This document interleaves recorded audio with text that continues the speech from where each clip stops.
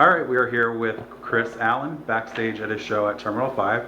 Again, you put a microphone and a guitar in front of this kid and he will blow the roof off a place. Thank you. What did it feel like being back here at Terminal 5? I know you've been here before. Very, very large space. Yes, very large. And it was full, which was really nice. There's always an energy about New York City that's really exciting, and I don't know why that is or what that is. But it was a fun show, really fun show. And yeah, it was good.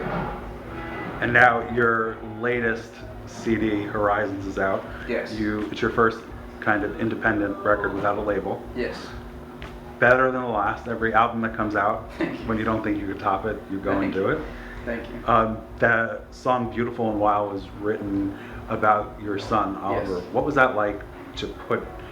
You always put your heart and soul into your music, but this really took it to another level.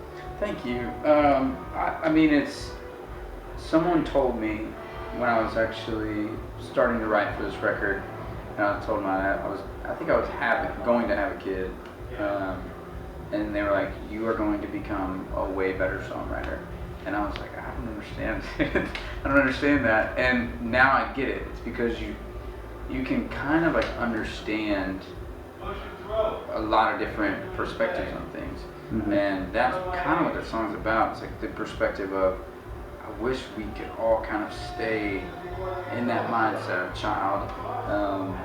And I'm not saying anything new there, but it really rang true for me at that moment because I was about to have a kid and it was so I was just listening to lyrics that were flying into my head, and woke up one night and started writing it down. Now, you've always been writing songs for your previous albums. Yes. But this one, All You, how did it feel to really have 100% control over everything? There's a ownership to the songs. There's not one song that I put on the record that I felt weird about, that I didn't feel 100% about how it turned out or the songwriting at all. It just felt like every idea came from something that I was messing with, and really proud of it.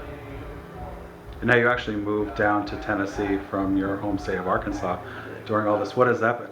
Arkansas. Still there, though. You can take the boy out of Arkansas, but you can't take Arkansas out of the boy? Or did I reverse that? That's actually pretty good. That works. There you go.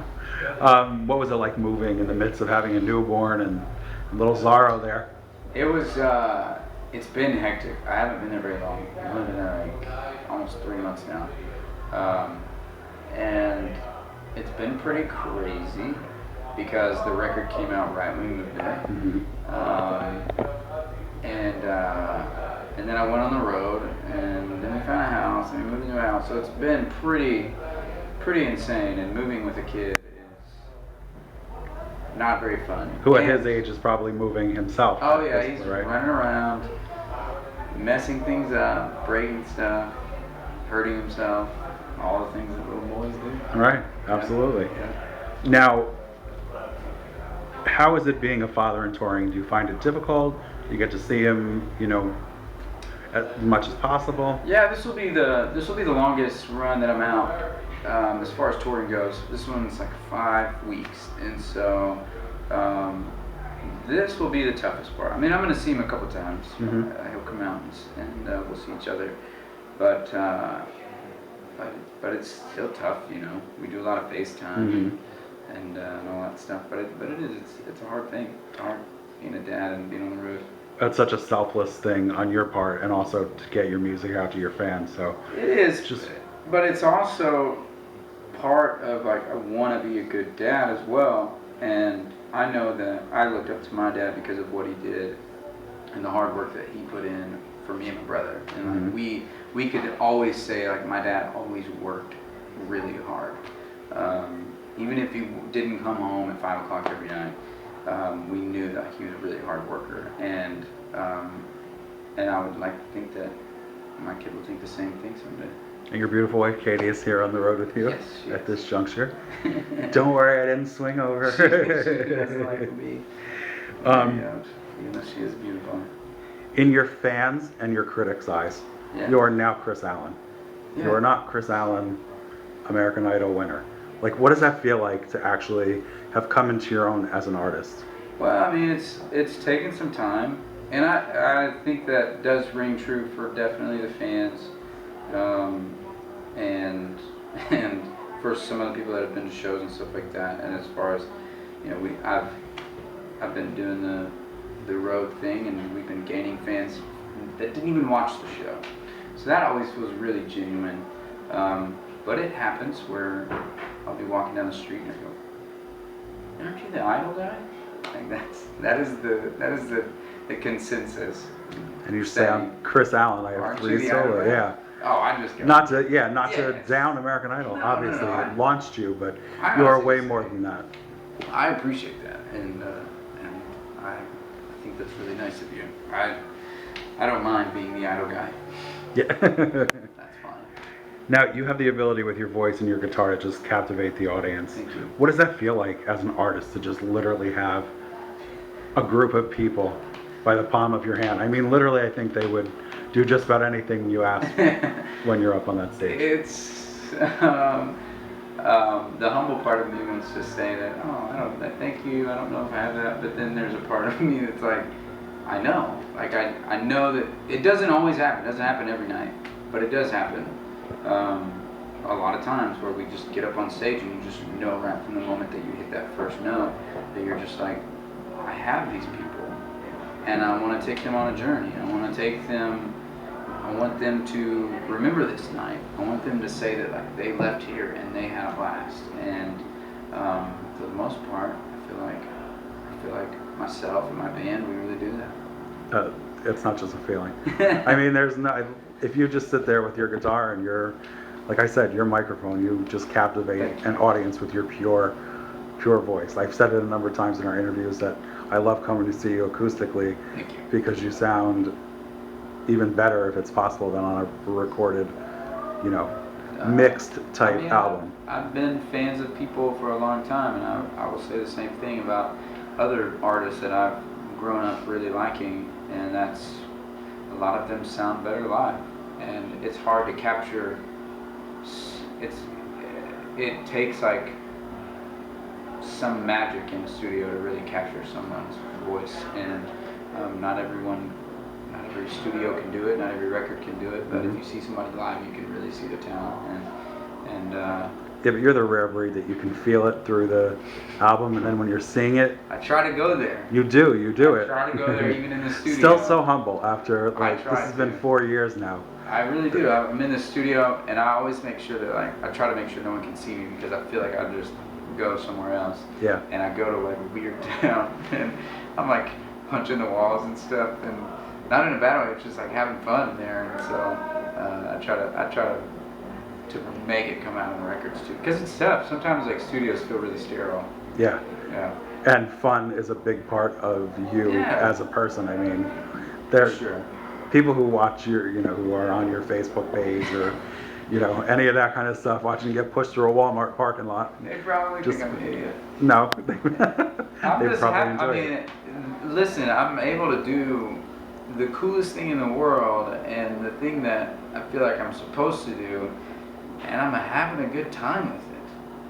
Yes, like we have days off where we are doing stupid stuff all the time, and the great thing about social media is that people can see it and get to know you a little bit. I remember the first time I got on Twitter, I just said the stupidest stuff over and over and over again, and people listened somehow. I don't know. And what does it feel like to be at the point where you're at and know you want to go further? Do you ever get worried that you may not be able to top your last album, because you have ever since, or no? I didn't know if I could get better than Thank You Chameleon. I really loved that record. Loved all the songs on it, and thought it could have been huge, and I remember when I was like, if I don't want to try to do an like Thank You Camellia version too, so we changed it up kind of. We went a different route. Like we got a producer for the whole record for Horizons, and which was the first time I'd done that, and it was I can honestly say that I like Horizons more than I like Thank You Camellia, and I think it's because it has more of an emotional connection to it, and it definitely more of an ownership too, and so that's been good. Hopefully I can do better than Horizons. Well, you're one of the rare artists that there isn't a song on your albums that you don't want to listen to. Not like, oh, let's skip this song. This song's lame. Don't like it. Yeah. Yeah, we'll see if that happens with the next one. It'll happen every record. It was just a trick question. Don't put any. It was a trick question to see if you were paying attention. Oh man, it's tough. Now, finally, what message would you give to the fans? I know, like you said, you're very up on social media, but you know. Yeah, I appreciate my fans so much. They're the best. They come to shows. They tell other people about me. They buy my CD for other people. Like, they're the best, and they always look after the like stuff I do with World Vision and Music Empowers, and that's really great. That you know there's a core group of people that are always going to jump on board with the things that you believe in as well, and it's nice. Well, you leave a mark on their lives just as much as they probably leave on yours. Yeah. And there's nothing like a Kris Allen concert. I will say it again and again. Thank you for coming. Appreciate you taking the time out to speak to me again. Yes, sir. Have a good rest of the tour. I know you're touring until Thanksgiving, and then you're off for to the holidays, right? To the holidays. Yeah. And then we're gonna put out a Christmas song Thanksgiving. So. Yeah, you should put out a Christmas album. I already did that. We didn't have time for a Christmas album, so we just did one song, and I wrote it, which is really nice. And it's super fun. It's a lot of fun. So. All right, I won't be greedy then. I think people are gonna. I won't be greedy. Don't be greedy. I'll listen to the Christmas album and just enjoy those couple songs that were on it. And pray next year they'll come out. Yeah. And the Thanksgiving song. Yeah. All right, Kris. Thanks so much. Thank you.